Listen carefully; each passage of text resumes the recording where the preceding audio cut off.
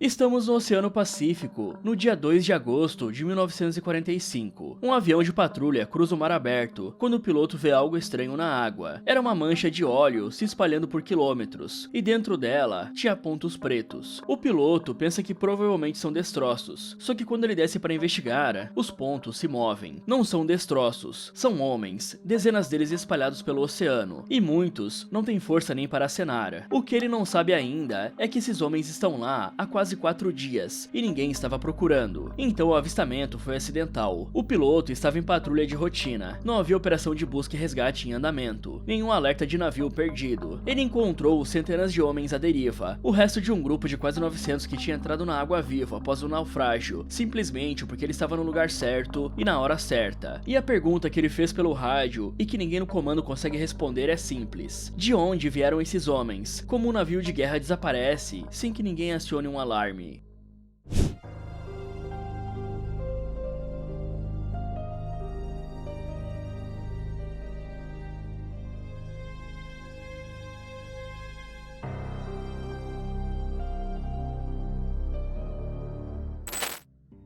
Esse caso tem 2 cenários: o que aconteceu no mar, onde os homens morreram de sede, do sol, de delírio e com ataques de tubarões, e o que aconteceu em terra, onde um sistema inteiro falhou em perceber que o navio tinha sumido. O SS Indianapolis era um cruzador pesado da classe Portland. Ele tinha 186 metros de comprimento, cerca de 10 mil toneladas, uma tripulação de 1.195 homens. Ele tinha servido no Pacífico desde o começo da guerra, participou de várias operações, e sobreviveu a um ataque kamikaze em 31 de março de 45, que matou 9 tripulantes e forçou reparos à Califórnia. Depois do concerto, ele recebeu uma missão classificada: transportar uma carga de alta prioridade de São Francisco até Tinian, uma ilha no Pacífico controlada pelos americanos. A viagem levou cerca de 10 dias. Então, Indianápolis chegou em 26 de julho, entregou a carga e partiu. A maioria da tripulação não sabia o que estava transportando, mas esses eram componentes da bomba atômica que seria lançada sobre Hiroshima menos de 2 semanas depois. Mas em julho de 1945,